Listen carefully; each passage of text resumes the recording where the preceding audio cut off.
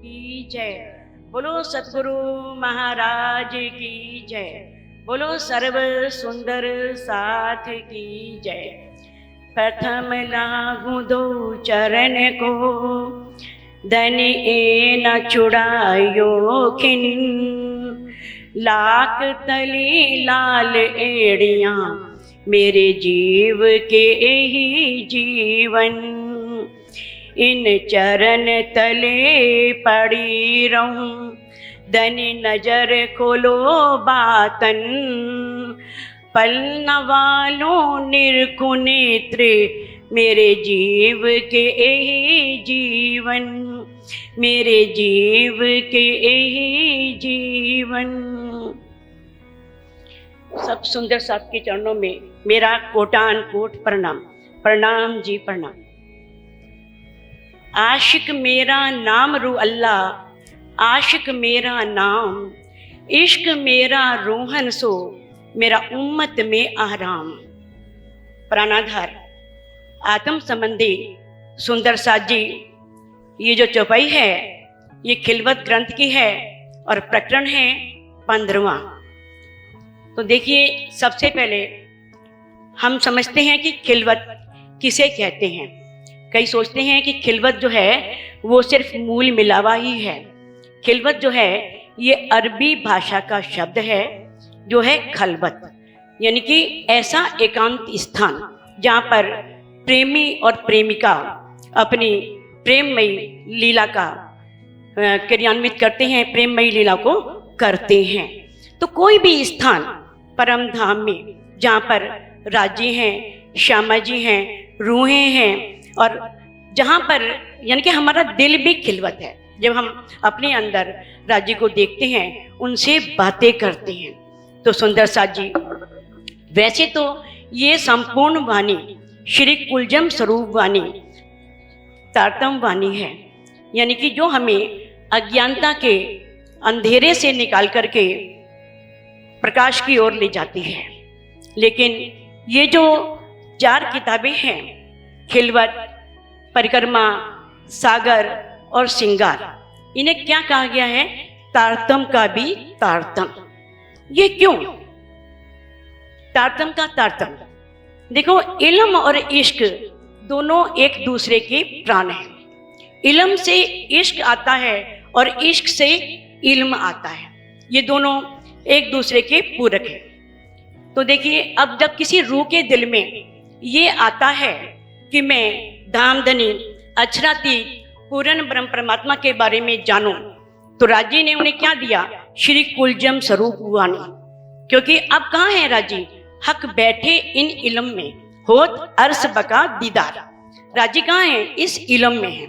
अब जब वो रूह इस श्री कुलजम स्वरूप वाणी को पढ़ती है, वो धामधनी के बारे में जानती है, उसे धामधनी की पहचान हो जाती है, तो क्या होता है? इश्क आता है।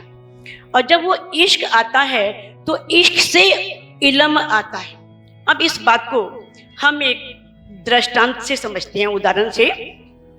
जैसे कोई एक कन्या है, उसका विवाह हो जाता है किसी भी पुरुष से।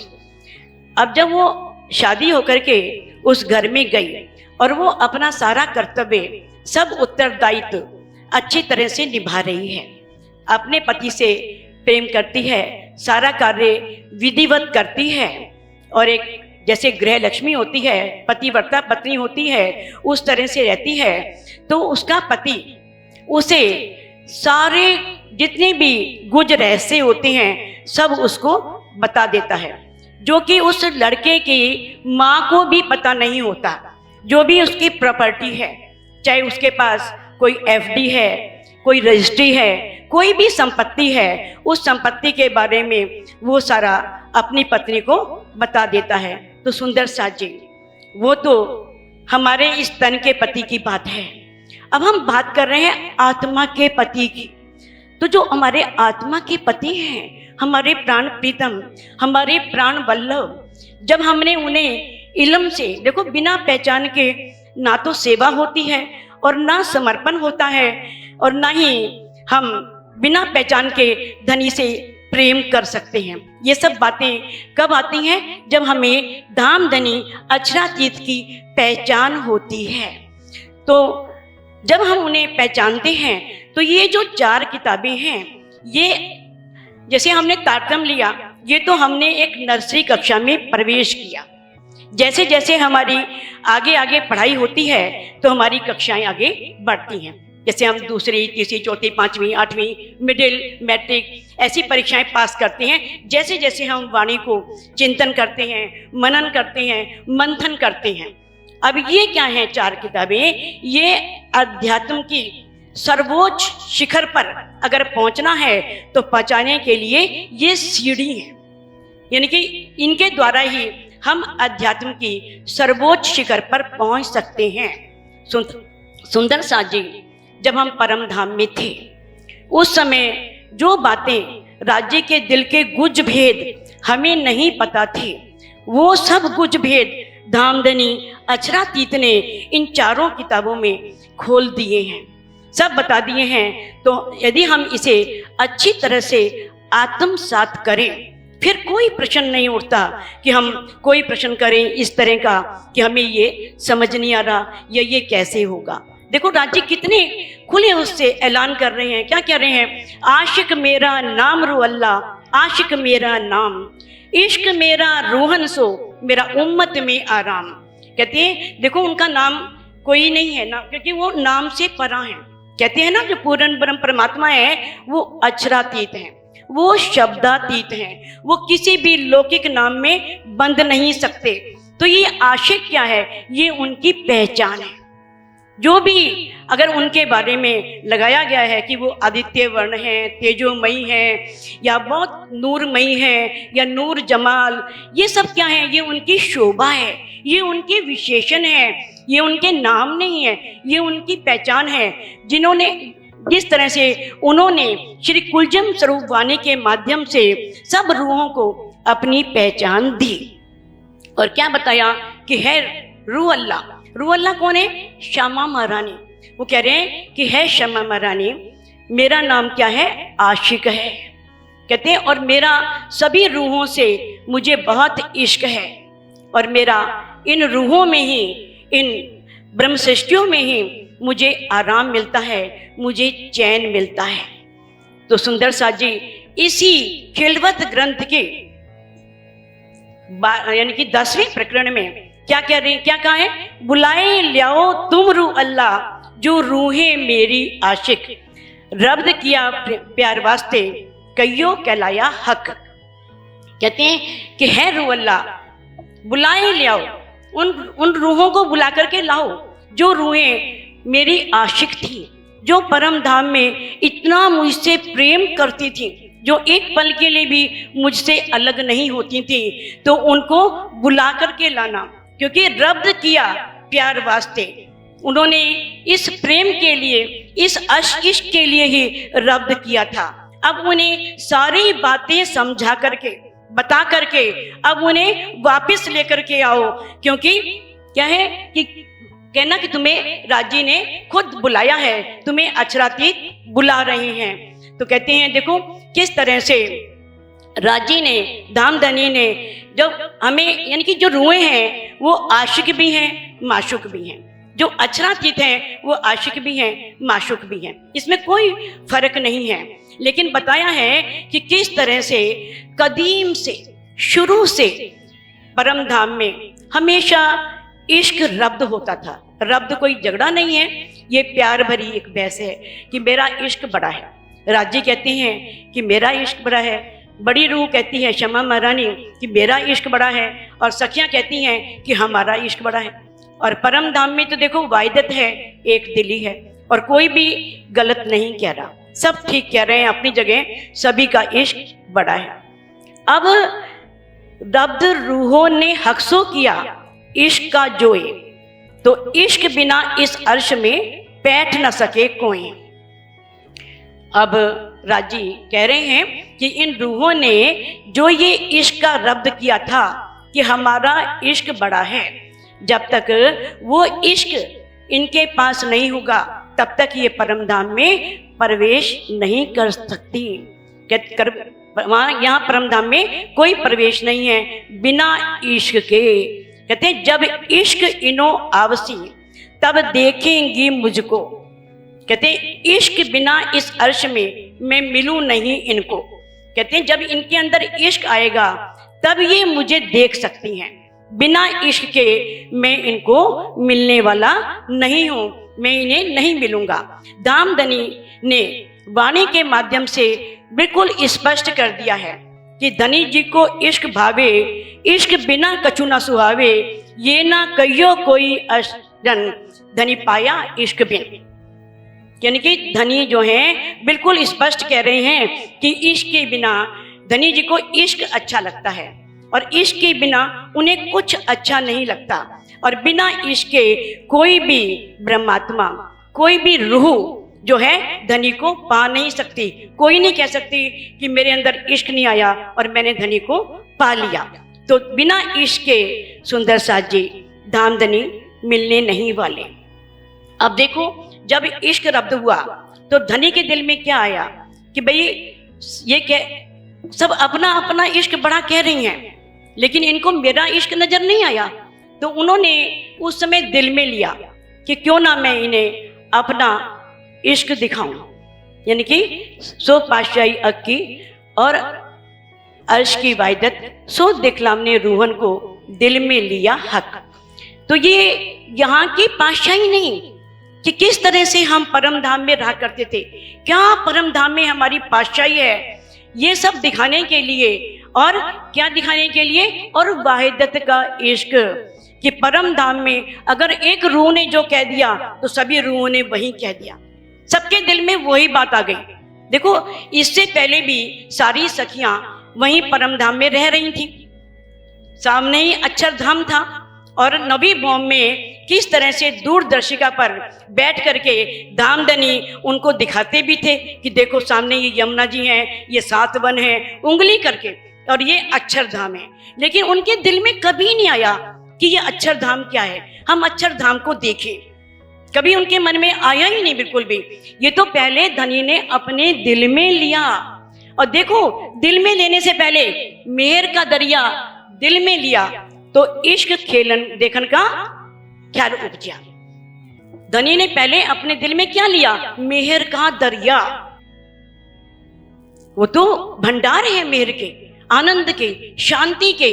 किस तरह से उन्होंने मेहर का दरिया अपने दिल में लिया और उनके दिल में ये ख्याल उपजा कि मैं इन रूहों को खेल दिखाऊं। फिर बाद में आया रूहों के दिल में और अक्षर के दिल में कि हम भी देखें कि ये अक्षर का खेल कैसा है। और अक्षर के दिल में आया कि अक्षरातीत के मोल में प्रेम इश्क वर्तत, सो सुध अक्षर को नहीं किन विद केली करत। जो कि अक्षर पूर्ण ब्रह्म परमात्मा अक्षरातीत का दाया अंग है, सत अंग है, जो सारी पूरी सत्ता को संभालता है। लेकिन उसे जो अक्षरातीत रंग महल में अपनी सखियों के साथ जो लीला करते हैं उसकी उसे खबर नहीं थी। अब इस तरह से उसके दिल में भी आया, और डाला किसने? अक्षरातीत ने, क्योंकि उन्होंने दिल में ले लिया था कि इनको खेल दिखाना है। अब देखो कितना प्यार धनी हमसे करते हैं, इस बात को समझो आप। हमको खेल दिखावन काज, हमसे आगू आए श्री राज। किस तरह से जब सबसे पहले धामधनी हमें इस ब्रह्मांड में खेल दिखाने के लिए लाए तो पहली बार कहां लेकर के आए? ब्रज में लेकर के आए।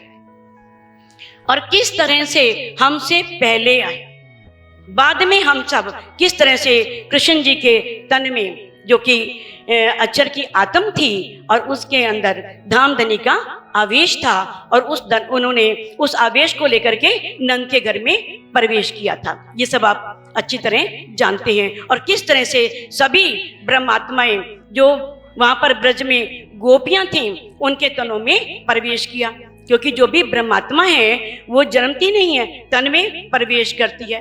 तो इस तरह से सबसे पहले किस तरह से धामधनी ब्रज में हमें लेकर के आए और किस तरह से हमें सभी दुखों से बचा के रखा, ये आप सारा बीतक के माध्यम से शुक्राना में सब जान चुके हो, उनकी बातूनी मेहर के बारे में और उनकी जाहिरी मेहर के बारे में, कि किस तरह से इन रूहों पर धामधनी की बातिन मेहर भी है और जाहिरी मेहर भी है। जाहिरी मेहर जो उन्होंने कहाँ पर की, ब्रज में की, किस तरह से उन्हें सब कष्टों से बचाया, किस तरह से गोवर्धन पर्वत को उठा करके इंद्र का प्रकोप दूर किया, और सारी ये बातें आपको अच्छी तरह से कृष्ण की तीता लीला के माध्यम से आप सब अच्छी तरह से जानते हैं।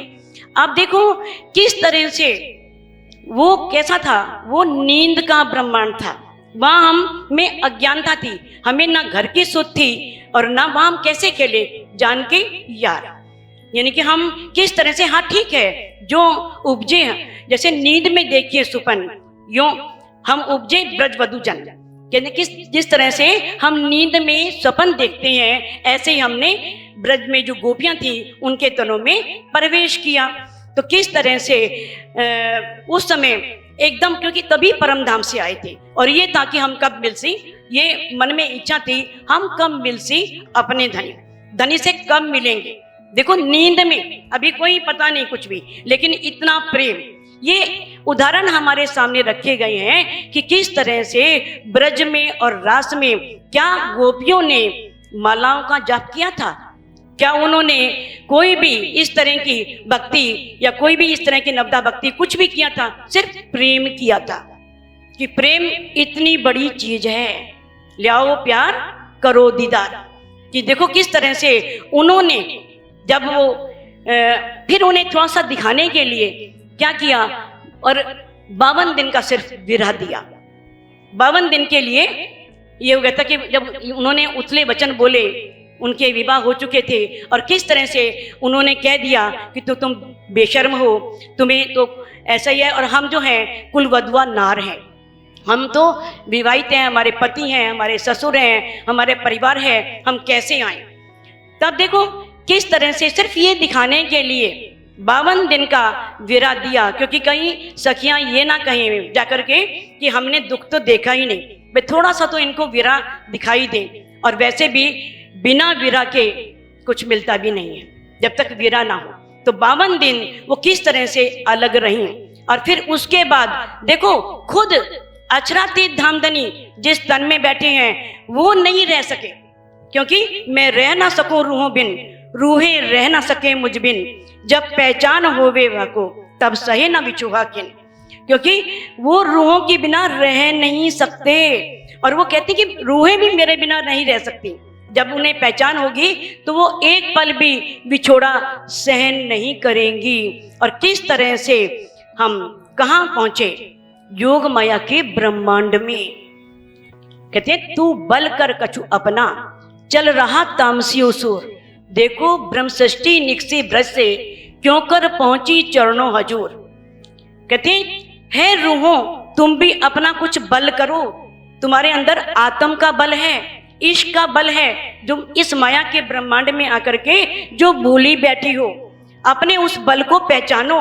जिस तरह से ब्रज की उन गोपियों ने बल किया, जैसे ही श्री कृष्ण जी ने योग माया के ब्रह्मांड में जाकर के बांसुरी बजाई, उनको क्या लगा कि हमारे प्रीतम हमें हमारा नाम लेकर के पुकार रहे हैं, और जिस अवस्था में थी वैसे ही छोड़ दिया और एकदम घर से निकल पड़ी। कहते चल रहा तामसियो सूर, जो उन तामसी सखियों ने जो बल वाली थी, जिनके अंदर यानी कि राज्य के प्रति बहुत प्रगाढ़ प्रेम था, यहाँ पर वो तामसी राजसी सौंसी नहीं है, तो कहते तुम वैसा बल करो उन गोपियों की तरह। किस तरह से वो ब्रज से निकली और कहाँ पहुंची, दामदनी के चरणों में पहुंची।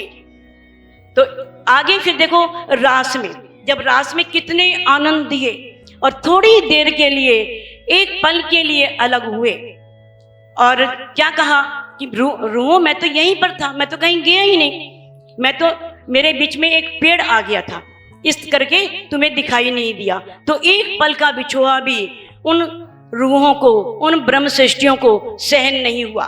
जब दामदनी ने पूछा कि रूहों तुम्हें ये वृंदावन कैसा लगा, तो क्या बोल दिया कि वृंदावन तो बहुत सुंदर है, बहुत अच्छा है, लेकिन हमें तो ये शमशान की तरह लगता है, क्योंकि आपसे हमारा बिछोड़ा हुआ। हम आपसे अलग हुए, तो हमें तो वहां ले चलो जहां एक पल के लिए भी विछोड़ा ना हो, हम एक पल के लिए भी अलग ना हो। अब वो जगह कौन सी थी? परम धाम। परम धाम में ऐसी जगह है जहां पर एक पल के लिए भी बिछोड़ा नहीं होता, एक पल के लिए भी रूहें राज्य से अलग नहीं होती। तो कहाँ गए? परम धाम। लेकिन अभी क्या था? अभी खेल देखने की इच्छा बाकी थी, और थोड़ी सी ये भी था कि देखो हमने किस तरह से धामधनी अछातीत को, अपने प्राण प्रीतम को ऐसे वचन बोले, हमने उन्हें किस तरह से कामी बोला, पापी बोला। तो एक अवसर और मांग लेते हैं, अब की बार ऐसा कुछ नहीं होगा, अब की बार हम सावधान रहेंगे और यानी कि आगे जीत के ही आएंगे। तो ऐसा मन में उन रूहों ने ले लिया। अब सुंदर साथ जी तीसरी बार हम कहां पर आए? इस जागने के ब्रह्मांड में, क्योंकि इच्छाएं जो थी अभी रह गई थी, क्योंकि राज्य ने दुख तो दिखाए नहीं थे और सखियां दुख जानती नहीं थी। परम धाम में दुख क्या चीज है? उन्हें लगा दुख कोई बहुत महत्वपूर्ण चीज है, बहुत अच्छी चीज है जो धनी ने हमसे छिपा ली। तो अब उनको उन दुखों को जो बताए गए थे परम धाम में कि तुम वहां जाओगे तो ये दुख तुम्हें मिलेंगे, किस तरह से मैं तुम वहां जाओगी, आग पानी पत्थर को पूजोगी, मैं सारी इशारतें, सारे रमूजे सब यहाँ लिख करके सभी ग्रंथों में भेजूंगा और तुम भी उसे पढ़ोगी, लेकिन तुम होश में नहीं आओगी। दामदनी ने कहा कि तुम कूदत हो अर्श में अपने इश्क के बल। तुम अर्श में जो कूदती हो ना, क्योंकि तुम्हारे अंदर यहाँ पर क्या है? इश्क का बल है। पर जब उस ब्रह्मांड में रहो जाओगी, ना ये सुध रहेगी और ना रहेगी ये अकल। तुम्हें ये घर में कोई भी तुम्हें याद नहीं रहेगा, वहां जाकर के तुम सब भूल जाओगी और ना ही ये बुद्धि तुम्हारे पास होगी, जागृत बुद्धि तुम्हारे पास होगी। तो सुंदर साथ जी किस तरह से कहते हैं, वाणी में राजी ने कहा, कहते हैं कि इश्क क्यों ना उपजे, रूहों करना सोई उद्यम, रहा सोई लीजिए जो आगू हादिए धरे कदम। कहते हैं इश्क क्यों ना उपजे। अब वो इश्क उत्पन्न क्यों नहीं होता? होगा, कहते हैं क्योंकि हमें वो ही प्रयास करना है जो हमारे हादी ने करके दिखाया हमको, जिस पथ पर चल के हमको दिखाया, जिस पथ पर वो चले। किस तरह से? सबसे पहले धनी श्री देवचंद जी के अंदर, जो कि देवापी का जीव था, सुंदरबाई की आत्म थी और श्यामा महारानी उनके अंदर थी। और किस तरह से वो उमरकोट गांव में आए और किस तरह से उन्होंने कसनियां की, किस तरह से उनके मन में आया कि मैं कौन हूं। ये है अध्यात्म में प्रवेश करना, पहली कक्षा, कि मैं कौन हूं, मैं कहां से आया हूं, मुझे जाना कहां है। यानी कि ये उनके मन में उपजा और किस तरह से वो घर छोड़ करके घर से निकल पड़े। और कितना समय उन्होंने कहां पर, यानी कि कच्छ देश में गए और किस तरह से नौतनपुरी में गए और किस तरह से उन्होंने भोजनगर में सब जगह जाकर के कितनी निष्ठा से ये प्राप्ति की। और ये प्राप्ति कैसे की? चितवनी के माध्यम से। पहले जब ढूंढते रहे जगह जगह, कच्छ देश में कुछ प्राप्त नहीं हुआ। अब भोजनगर में गए, जब इतनी निष्ठा से सेवा की तो किस तरह से उन्हें पता लगा कि मैं कौन हूं, मैं राधिका हूं। और किस तरह से जब उन्हें बाके बिहारी जी के वस्त्र दिए गए, उन्हें बाल, अभी आपने अभी तक सुनी है, सारा पता है आपको कि बाल मुकुंद जी की मूर्ति जो है उनको नहीं दी गई थी, क्योंकि उन्होंने कहा था कि तुम इनके बारे में जानते नहीं हो, तुम्हें पता नहीं है, तुम्हें इन स्वरूप की पहचान नहीं है, मैं इनकी सेवा न सह सकूं एहसान। तो उन्होंने उनके जो हरिदास जी थे उन्हें पहचान करवाई थी, जो उनके गुरु थे, कि ये कौन है, ये जो मेरे आराध्य हैं, ये उनकी सर्वेश्वरी, उनकी आह्लादनी शक्ति है इनके अंदर। क्योंकि उन्हें आगे का पता नहीं, श्यामा जी, उन्हें यहीं तक पता है राधा जी के बारे में।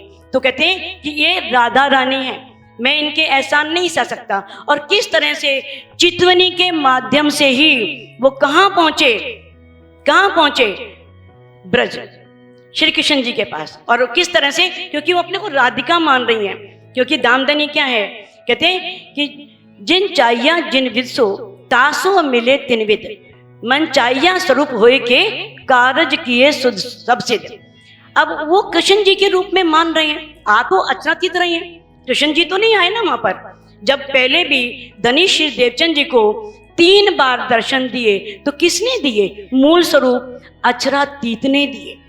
वही आए दर्शन देने के लिए, ना कि कोई पठान या कोई अरब में अरब का व्यक्ति आया, और ना ही खुद कृष्ण जी आए थे जब वो कांजी भट्ट के पास अपना भागवत सुन रहे थे और उन्हें दर्शन हुआ था। तो वो दर्शन किसने दिया था, सिर्फ अचरातीत ने, धामधनी ने उनको दर्शन दिया था।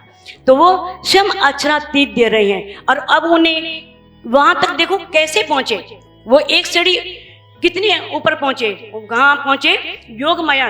क्योंकि जब उनको लगा कि मुझे ये ज्ञान प्राप्त करना है कि जो नित्य वृंदावन है, तो किस तरह से हरदास जी ने बताया कि अब तुम्हें नौतनपुरी जाना चाहिए। वहाँ पर कांजी भट्ट हैं, वो भागवत करते हैं और उसके माध्यम से तुम्हें इससे आगे का ज्ञान प्राप्त होगा।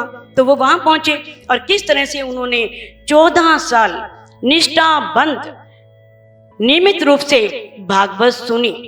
तो सुंदर साथ जी भागवत सुनने से दर्शन नहीं हुए, ये तो उनकी परीक्षा थी। और सुंदर साथ जी हम सबकी परीक्षाएं होनी है, ईमान की भी परीक्षा है, इश्क की भी परीक्षा है, ये सबको परीक्षा देनी ही होगी। बिना परीक्षा में दिए कोई बड़ा पदवी प्राप्त नहीं करता। कहते हैं कि देखो इसी का जो 12वां प्रकरण है, 12वें प्रकरण में क्या कह रहे हैं, हाय हाय इश्क हक का समझे नहीं मोमिन। कहते कि जो इश्क हक का है वो मोमिन समझे नहीं, ना तो अरवाएं थी अर्श की पर दिल ना हुआ रोशन। कहते हैं कि वो तो कहाँ की थी, परम धाम की रूहें थी, फिर भी उनका दिल रोशन नहीं हुआ। अब सुंदर साथ जी धामधनी अचरातीत ने उस प्रकरण में हाय हाय शब्द जो है ना, ये 100 चौपाइयां उस प्रकरण में हैं और 30 चौपाइयों में हाय हाय शब्द का प्रयोग किया है। ऐसा नहीं है कि वाणी में और जगह नहीं किया, मैं तो एक ही प्रकरण की बात कर रही हूँ कि 12वें प्रकरण में ही 30 बार धामधनी अचरातीत हाय हाय शब्द का प्रयोग कर रही हैं। अब आप सोचो उन्हें कितना दुख हुआ होगा, कितना कष्ट हुआ होगा। देखो हाय हाय कब बोलते हैं, जब बहुत परेशान हो जाए, जब हम किसी को 1 बार नहीं, 2 बार नहीं, 3 बार, कितनी बार समझा लें फिर भी ना समझे तो कहते हैं हाय हाय अभी भी समझ नहीं आया, अभी भी पता नहीं चला। किस तरह से कीर्तन में उन्होंने कहा, क्या कहा कीर्तन में यहाँ पर कि आग पड़ो तिन कायरो जो धाम की राह ना ले। कैसे कह दिया कि जो धाम की राह नहीं ले रहे वो आग में कूद जाएं। क्या धामधनी अचरातीत ऐसे शब्द कह सकते हैं भला अपनी रूहों के लिए, जो उन्हें जान से प्यारी हैं, जो इतनी लाडली रूहें हैं, जिनको वो लाड दिखाने के लिए, सुख देने के लिए इस ब्रह्मांड में लाए हैं। जिस तरह से एक माता अपने पुत्र को समझाती है कि बेटा शराब मत पीना, शराब के बहुत नुकसान हैं, शराब पीने से तुम्हारी किडनी फेल हो सकती है, तुम्हारे अंदर और रोग लग सकते हैं। लेकिन जब वो बेटा बार बार समझाने पर भी नहीं समझता तो माँ क्या कहती है, जा आगे में कूद जा, मेरी बला से मत दफाओ। तो क्या माँ बच्चे को प्यार नहीं करती? वो माँ जिसकी वो जान का टुकड़ा है, जो उसकी आंख का तारा है। कहते हैं ना कि पुत्र का पुत्र भले हो जाए लेकिन माता कुमाता कभी नहीं होती। पुत्र चाहे कैसा भी व्यवहार करे लेकिन माँ यही कहेगी, दिल से आशीर्वाद देगी कि हे परमात्मा इसे सुखी रखना, ये सुखी रहे, राजी इसकी मेहर, इस पर मेहर बनी रहे। वो दिल से कभी नहीं चाहेगी, मुख से ही कहा ना। अब धामधनी जो है अगर ऐसे वचन बोलते हैं तो ये वचन बोलने के लिए हम रूहें ही तो उनको मजबूर करती हैं, उन्हें ऐसे शब्द बोलने पड़ते हैं। क्योंकि वो कहते हैं कि इन रूहों के वास्ते ही कई वाणी उतरी और कई तरह से इस इश्क के वास्ते ही ये कई पुकार हुई, लेकिन फिर भी जो रूहें थी सिर्फ इन रूहों के इश्क वास्ते, तब भी रूहें ना हुई खबरदार, तब भी रूहें खबरदार नहीं हुई, रूहें सावचेत नहीं हुई। कहते हैं कि किस तरह से दामदनी अक्षरातीत ने किरंतन वाणी के माध्यम से एक उसमें बताया है कि आगू आशिक ऐसे कहे जो माया थे उत्पन्न, कोट बेर माशुक पर वार डाले अपना तन। कि माया में ऐसे आशिक हुए हैं जिन्होंने अपने माशूक के लिए करोड़ों बार अपने तन को कुर्बान कर दिया। कहते हैं कि किस तरह से अब जो रूहें हैं वाणी के माध्यम से सब जान चुकी हैं, किस तरह से वाणी इश्क के वास्ते कितनी वाणी उतरी, किस तरह से कहा है इश्क बड़ा रे सबन में ना कोई इश्क समान, एक तेरे इश्क बिना उड़ गई सब जहान। किस तरह से कहा कि है रूहों कि तुम चाहते हो, देखो हर रूह चाहती है कि मेरे अंदर इश्क आए, चाहती है ना, हर रूह को इच्छा होती है कि मेरे अंदर इश्क आए, कोई भी अपना बुरा नहीं चाहता। लेकिन धामदनी अक्षरातीत क्या है कि वो सबके दिलों की जानते हैं। और ये इश्क कब आता है? जब वो उसका उस योग्य बनता है, वो पात्र बनता है, तब उस पात्र में ही दामदनी कुछ बूंदे, कहते हैं तुम तो 2-4 बूंदे मांगती हो ना, मैं तो चाहता हूं कि मैं तुम्हें इश्क के पूर इश्क चलाऊं पूर के सो यही में छाक चकाए, कि मैं इतने पूर के पूर चलाना चाहता हूं कि तुम इसमें हर समय डूबी रहो, इतना इश्क तुम्हें देना चाहता हूं। अब देखो दामदनी अक्षरातीत ने किस तरह से जो हमें इल्म दिया, कैसा दिया, उसमें भी कहते हैं हके इल्म ऐसा दिया जिनमें ना ही कोई मैं को शक। इंद्रावती जी कह रही है कि ऐसा इल्म दिया कि जिसमें हमें कोई भी शक नहीं है, हमें बेशकी इल्म दिया। और किस तरह से हमें उन्होंने अनेक सुख दिए अर्श के,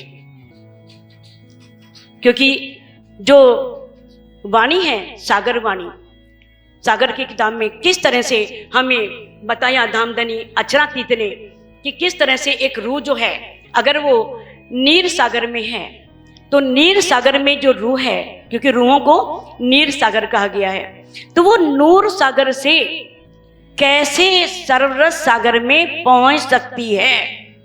हमें हमारी आत्म की जागृति के 8 सोपान सागर ग्रंथ में दामदनी अक्षरातीत ने बताए कि किस तरह से हमें नूर सागर से सररस सागर में पहुंचना है। और किस तरह से अब शुरू से देखते हैं कि हमें दामदनी अक्षरातीत ने हमें सब सावचेत किया। इस माया के ब्रह्मांड में आने से पहले माया के बारे में पूर्ण रूप से सावचेत किया कि ये माया कितनी बलशाली है और इस माया से बचना कैसे है और इस माया में रह करके दामदनी को पाना कैसे है। यानी कि हमने अपने जीव को किस तरह से बल देना है, कैसे जीव के अंदर प्रकाश आएगा, ये सब बातें दामदनी अक्षरातीत ने हमारी आत्म की जागनी क्या है, आत्म की जागनी किसे कहते हैं, जब हमें पता लग जाए कि हमारी आत्मा के प्रीतम कौन है, तब वो है आत्मा की जागनी। कहते हैं जब हमारे अंदर किस तरह से सारे सुख अपने परम धाम के कहते हैं हमें दिखने लगे, कहते हैं जो हमारे सभी स्थान हैं वो हमें दिखने लगे, तो वो क्या है, हमारी आत्म की जागनी, हमें अपने प्राण प्रीतम की पहचान हो जाए। तो किस तरह दामदनी अक्षरातीत हमें ब्रह्मवाणी के माध्यम से, देखो जब उन्होंने अंत में पूरी वाणी उतरने के पश्चात किस तरह से दामदनी अक्षरातीत ने 3 साल निरंतर चितमनी में डूबे रहे, सब सुंदर साथ को चितमनी में डुबोया। और किस तरह से जब इस पार्थिव शरीर को उन्होंने छोड़ा तो अब क्या कहा कहते हैं 7 सौंपया श्री राज को, जाहिर में श्री महाराज। उन्होंने क्या कहा कि है धामधनी अक्षरातीत, जो आपने मुझे सेवा दी थी मैंने वो अपना कार्य पूर्ण कर लिया है, क्योंकि वाणी संपूर्ण हो गई थी। और ये वाणी भी किस लिए? क्योंकि जो सुंदर साथ उस समय उनके साथ थे, उन्होंने तो अक्षरातीत का दीदार किया, उन्होंने परम धाम के 25 पक्षों के सुख लिए, लेकिन बाद की जो रूहें हैं वो किस तरह से जागेंगी? क्योंकि अब वाणी के माध्यम से ही जागना है ना। तो कहते हैं और जाहिर में श्री महाराज, जाहिर में उन्होंने छत्रसाल जी को दिया कि अब तुम्हें ये कार्यभार संभालना है, और बातिन में किसको दिया? स्वयं अक्षरातीत को। और किस तरह से गादी पर श्री कुलजम स्वरूप वाणी को पधराया कि इसमें कही हुई बातें जो हैं उनसे ही आप मुझे पहचान सकती हो, और किस तरह से पहचान करके हमें अब आगे बढ़ना है। कहते हैं कि अब हुक्मे द्वारा खोल लिया अपने हाथ हुक्म। किस तरह से दामदनी अक्षरातीत ने अपने हाथ में इस हुक्म को ले लिया। देखो छत्रसाल जी को तो किसी ने प्राणनाथ जी नहीं माना ना बाद में, जबकि उनके तन से 7 साल आवेश की लीला हुई, और उसके पश्चात भी जो 40 साल श्यामा जी की पातशाही के हैं, तो 24 वर्ष जो हैं वो छत्रसाल जी के तन से होते हैं। तो जो 5वें दिन की लीला है, जो कि स्वयं इंद्रावती जी के तन में बैठ करके दामदनी अक्षरातीत और जो 5 शक्तियों ने लीला की, वही प्राणनाथ हैं, वही है। यानी कि उस समय तो राज्य हमारे साथ प्रत्यक्ष थे, हमारे सामने थे, लेकिन अब भी वो हमारे साथ हैं, अब भी वो हमसे अलग नहीं है। पहचानना हमको है, फिदा हमको होना है, हमें उन पर समर्पित होना है। अगर हम वाणी पढ़ करके वाणी से पहचान नहीं करते, उन्होंने किस तरह से हमें परिक्रमा ग्रंथ के द्वारा परम धाम के 25 पक्षों के सुख दिए, हमें अपने घर के सुख दिए, तो ये क्या है? ये ज्ञान।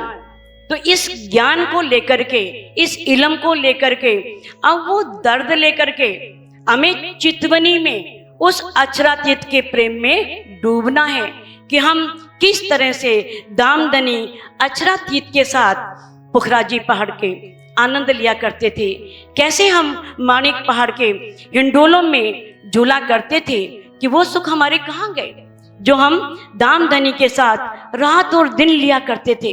वो सुख हमें कैसे लेने हैं? तो हमें उन सब सुखों को जब याद आवे निज सुख, कहते यही अपनी जागनी जो याद आवे निज सुख, याही से इश्क आवे याही से होइए सन्मुख।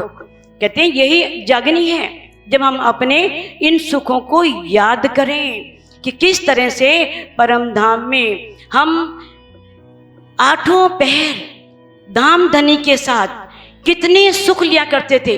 कृष्ण पक्ष में, शुक्ल पक्ष में कहाँ कहाँ जाया करते थे, किस तरह से विहार करते थे। हमें अब उन सीखों को लेना है, उन कुंज निकुंज वनों में घूमना है, उन वट पीपल की चौकियों में, कहते ना वट पीपल की चौकियां, है ना, किस तरह से वो जो हैं चारों हार हिंडोले, ऐसो कब हम लेवेंगे हक हादी रूहें बेले। ये किस तरह से वट पीपल की जो चौकी है जिसमें हिंडोले लगे हुए हैं, और किस तरह से हम धामधनी अक्षरातीत के साथ सुख लिया करते थे। कहते हमें धामधनी अक्षरातीत ने ऐसा इल्म दिया है जिस इल्म से हम एक एक बात अपने घर की जान सकते हैं, हम 25 पक्षों में विचरण कर सकते हैं। तो लेकिन इन 25 पक्षों में हमें ज्ञान के माध्यम से नहीं, बल्कि इसके प्रेम में डूब करके हमें वो चितवनी के माध्यम से उन सुखों को लेना है और उन सुखों में डूबना है। तो सुंदर साथ जी धामधनी अक्षरातीत ने कोई भी कमी नहीं छोड़ी। जितना भी अपार खजाना था परम धाम का, वो किस तरह से हमारे लिए लेकर के आए और उन्होंने हमको दिया। कहते हैं कि किस तरह से धामधनी ने अक्षरातीत ने हमें पल पल सावचेत किया इस माया से, लेकिन हमें सावचेत नहीं हुए क्योंकि हम इस सुखों में डूबे रहे। क्योंकि इंद्रावती जी क्या कहती हैं? इंद्रावती जी कहती हैं, मैं छोड़े सुख सुपन के, नजरों आए सुख अखंड। कहते जब मुझे अखंड सुख, उस परम धाम के सुख नजर आए तो मैंने क्या किया? मैंने ये जो सुख थे, सपन के सुख थे, उन सुखों को छोड़ दिया। मैं अब कहते हैं कि मैं पिंड न देखूं, कहते हैं मैं पिंड न देखूं ब्रह्मांड, मेरे हृदय बसे श्यामा श्याम। कहते हैं कि इंद्रावती जी कहती हैं कि किस तरह से मैंने अपने न पिंड को देखा न ब्रह्मांड को देखा, क्योंकि मैंने यही देखा कि दामदनी अचरातीत मेरे हृदय में विराजमान है। लेकिन सुंदर साथ जी, हमें इतनी पहचान कराने के बाद कि माया दुख का निधान है, इस माया में कुछ नहीं है, इस माया से कुछ मिलने वाला नहीं है, लेकिन फिर भी हमें ये माया के सुख जो हैं अपनी ओर खींचते हैं। और हम किस तरह से इन सुखों की ओर खींचते हैं? दामदनी अचरातीत ने हमें तारतम वाणी दी है और उस तारतम वाणी से हमें उस दामदनी अचरातीत की पहचान करनी है। किस तरह से दामदनी अचरातीत हमें कुरान के माध्यम से, अनेक ग्रंथों के माध्यम से उन्होंने किस तरह से हमारी पहचान उसमें दी। सब जगह उन्होंने हम रूहों को जाहिर किया, किस तरह से हमें इतने लाड, ये लाड ही तो है। अब जो कहा है कि राज्य जो है उनके लिए कोई मुश्किल तो नहीं है, उनके लिए क्या मुश्किल है? वो चाहें तो एक पल में ऐसे जागने कर दें। अब जब दामदनी अचरातीत जिस तन में थे, 5वें दिन की लीला में किस तरह से मंद स्वर में भिक्षा मंगवा रहे हैं, क्योंकि वो कहाँ आए हैं? इस हद के ब्रह्मांड में। तो यहाँ की मर्यादाओं को उन्होंने पूरा करना है। जिस दामदनी अचरातीत के जो 7 अंग है वो एक पल में करोड़ों ब्रह्मांड बनाता है और करोड़ों ब्रह्मांड मिटा देता है। तो किस तरह से अब उन्होंने हमें सब बताया, इस तरह से हमें दामदनी अचरातीत ने कि वो चाहते तो एक हीरा वहीं उत्पन्न कर देते और सब आराम से बैठे खाते, लेकिन नहीं, ये बताना था कि जागनी में किस तरह से तुम्हें चलना है। ये कष्ट अगर पल पल आएंगे, सब जगह आएंगे। जब वो पन्ना जी पहुंचते हैं और किस तरह से उनका, जब वो छत्रसाल जी पर अपना वरद हस्त रखते हैं और जहाँ जहाँ वो घोड़ा चलाते हैं वहाँ वहाँ धरती जो है हीरा उगलती है, तो क्या वहाँ पर वो कर नहीं सकते थे? वो सब हो सकता था, लेकिन दामदनी अचरातीत ने किस तरह से हमें ये बताया कि हमें भी इस तरह से वो समर्पण करना है, हमें भी उसी राह पर चलना है। क्योंकि जब दामदनी अचरातीत ने कहा था तो हमने क्या कह दिया था आगे से कि ये फरामोशी हमारा कुछ नहीं बिगाड़ सकती, ये आपकी माया हमें कुछ नहीं बिगाड़ सकती, ये माया हमारा क्या कर सकती है? क्योंकि हमारा इश्क बहुत जोरदार है, हमारे इश्क में ऐसा तोड़ है कि वो उस फरामोशी को भी तोड़ देगा। अब दामदनी अचरातीत हमें बता रहे हैं कि तुम उस फरामोशी को तोड़ करके, यानी कि जो, क्योंकि कहते हैं ना, नींद उड़े रहे ना सपना और सपने में देखना हक, मेरे इश्क जोश इलम हक देखिए बेशक। कि जब हम नींद में हैं, अज्ञानता में हैं, है ना, लेकिन जब नींद उड़ती है तो क्या स्वप्न रहता है? ये सारा ब्रह्मांड स्वप्न का ब्रह्मांड है, सभी स्वप्न के हैं। लेकिन जब हमारी अज्ञानता उड़ गई, हमें धामधनी ने वाणी के माध्यम से ये पहचान दे दी, हमें बेशक इल्म दे दिया, तो कहते हैं कि अब हक अर्श से बेशक होए के क्यों रहे अर्श बिगड़। अब जब दामदनी अचरातीत ने अचरातीत के प्रति और अर्श के प्रति हमें बेशकी इल्म दे दिया, हमें बिल्कुल बेशक कर दिया, तो अब हम परम धाम के बिना क्यों रह रहे हैं?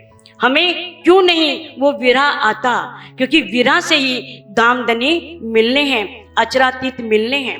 कहते हैं कि देखो, इश्क के बिना तो वहां जाना ही नहीं है, कोई जा सकता ही नहीं, कोई आगे कोई पीछे, इश्क लेसी सब कोई, जिन्हों पहले इश्क लिया सोई सुहागिन हुए।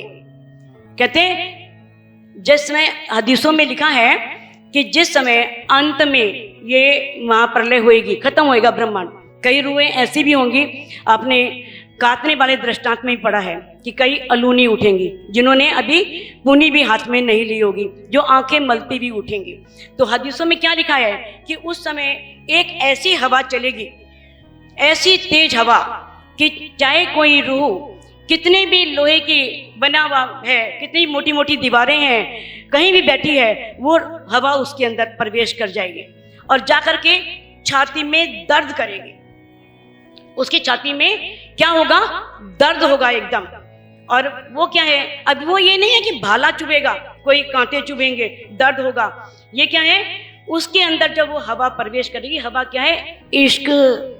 वो इश्क रूपी हवा उसके अंदर प्रवेश करेगी, तब क्या होगा? वो रूह विरह, एकदम दर्द आएगा, अरे धामधनी अचरातीत, एकदम जब दर्द आएगा तब तन छूटेगा। क्योंकि राजी महाप्रलय करने से पहले अपनी रूहों को पहले परम धाम बुला लेंगे। और लेकिन बिना इश्क के तो ले जाने वाले हैं नहीं, बिना दर्द के ले जाने वाले हैं नहीं। जब तक दर्द नहीं आएगा, मार्फत देवे इश्क, इश्के होवे दीदार, इश्के मिलिए हक सो खुले अस्मक द्वार। तो कहते हैं कि अब मार्फत, देखो इल्म भी राजी हैं, इश्क भी राजी हैं, क्योंकि जब तक हके इल्म को कहाँ नहीं समझाए तब तक रूह अपने आप को क्यों कर सके जगाए।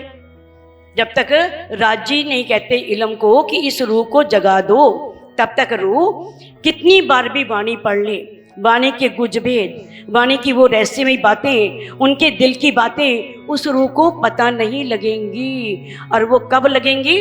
कहते जैसा साहेब बुजरक तैसा बुजरक इश्क। जैसे हमारे धामधनी बुजरक है ना, कितने महत्वपूर्ण है। आपने इस ब्रह्मांड में आके जाना ना ये सब, कि हमारे धनी की साहिबी क्या है, हमारी धनी की बुजुर्गी क्या है, जिनकी जैसी बुजुर्गी जुबा होत तिन माफक। कि हमें इस ब्रह्मांड में आके पता लगा कि जो हमारे धामधनी है, सारे देवी देवता, ब्रह्मा विष्णु महेश, सब उनकी आराधना करते हैं सब, लेकिन उन्हें कुछ पता ही नहीं। 14 तबकों में नहीं, रूह अल्लाह का इल्म एक दिया एक तोही को करके मेहर कसम। कहते हैं जो 14 लोगों के ब्रह्मांड में नहीं था इल्म, वो हम रूहों को राज्य ने दिया, हमें उन पूर्ण ब्रह्म परमात्मा अक्षरातीत की पहचान कराई, जो कि कईयों ने किस तरह से इस वाणी के कारण कईयों ने कितने कष्ट उठाए, कितने भैरव छाप खाए, किस तरह से उन्होंने अपने तिल तिल कटाया, अपनी देह को कटाया, किस तरह से भैरव झाप खाई। लेकिन ये क्या है?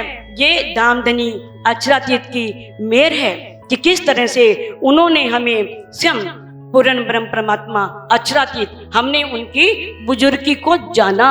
अब जब वो इतने बुजुर्ग हैं, इतने महान हैं कि इतने समय से इतनी ऋषि मुनि तपस्वी तीर्थंकर उनकी वाट जो रहे थे और जो किस तरह से साधना कर रहे थे, इतनी साधना करने के बाद भी उन्हें धामधनी अक्षरातीत, यानी कि वो तो बात दूर, निराकार के पार का भी सिर्फ अक्षर की 5 वासनाओं के अलावा किसी को पता नहीं चला। और आज इस वाणी के माध्यम से हम एकदम कहते हैं हद पार बेहद है, बेहद पार अक्षर, अक्षर पार वतन है, जागिए इन घर। तो किस तरह से हमें अब उनका इश्क भी तो बुजुर्ग है ना भाई, अब इतनी आसानी से कैसे मिल जाएगा? जब इतना साहिब हमारा इतना बुजुर्ग है, इतने महान है, तो उनका इश्क कैसा होगा? उनका इश्क भी ऐसा बुजुर्ग है, इतना महान है, वो आसानी से नहीं है कि आप आसानी से एकदम उसे पालोगे। जिस तरह से कोई व्यक्ति शराब पीता है, अब वो शराब को छोड़ना नहीं चाहता, लेकिन अगर उसने शराब को छोड़ दी तो वो उसकी ओर देखना भी नहीं चाहेगा, बिल्कुल उस ओर देखेगा ही नहीं। इसी तरह से माया भी एक शराब है, हमारे ऊपर उस माया का नशा छाया हुआ है और हम किस तरह से उस नशे में डूबे हुए हैं। तो सुंदर साथ जी, किस तरह से अगर माया एक विष है तो राजी उसका तोड़ भी लेकर के आए हैं हमारे पास। कहते हैं तारतम रस वानी का पिलाइए जाको, जहर चढ़िया होए जिमी का सुख होवे ताको। अगर उसे हम ये नहीं हमने वाणी तारतम वाणी लाए अपने घर में पधरा दी, हम सुबह शाम सेवा करते हैं, पूजा करते हैं और हमारे सभी कष्ट दूर हो गए और हम परमधाम पहुंच जाएंगे क्योंकि हमने इस नाम की माला पढ़ते हैं। ऐसा नहीं, तारतम रस, रस क्या होता है? उससे मिलने वाला आनंद। जब हम इसे पढ़ेंगे और हमारी आत्मा में इस वाणी का आनंद आएगा सुंदर साथ जी, तब वो जहर उतरेगा। तो सारे माया के हथियार एक तरफ और धामधनी अक्षरातीत का प्रेम रूपी ये ब्रह्मवाणी रूपी ब्रह्मास्त्र एक तरफ, जिसके सामने माया का हथियार कुछ नहीं कर सकता। जाए सहाय थाए धनी, धनी सहायता जख मारी माया, वह माया क्या जख मारेगी जब धनी। लेकिन अब पहचान किसे करनी है? हमें करनी है। तो सुंदर साथ जी, जिस परम धाम में हम किस तरह से उन्हें माशुक बन के रिझाया करते थे, धामधनी अक्षरातीत ने सोचा कि यहाँ आकर के इनसे आशिकी निभाई नहीं जानी, मैं ही इनका आशिक बन जाऊं। क्या क्या? आशिक मेरा नाम रू अल्लाह, आशिक मेरा नाम। उन्होंने किस तरह से अपना नाम भी आशिक रख लिया, वो रूहों के आशिक बन गए और किस तरह से पल पल रूहों को सुख दे रहे हैं, किस तरह से उनके लाड पाल रहे हैं, किस तरह से उन्हें लाड दे रहे हैं। तो सुंदर साथ जी, अब हमें बार बार तो इस ब्रह्मांड में आना नहीं है, बार बार तो इस ब्रह्मांड में आना नहीं है। तो सुंदर साथ जी, अब हमें क्या करना है? योग तैयारी कीजिए, आगू करनी है दौड़, सब अंगों इश्क लेके निकसो ब्रह्मांड फोड़। मैं इन्हीं शब्दों के साथ अपनी वाणी को विराम देती हूँ। बोलो श्री प्राणनाथ प्यारे की जय।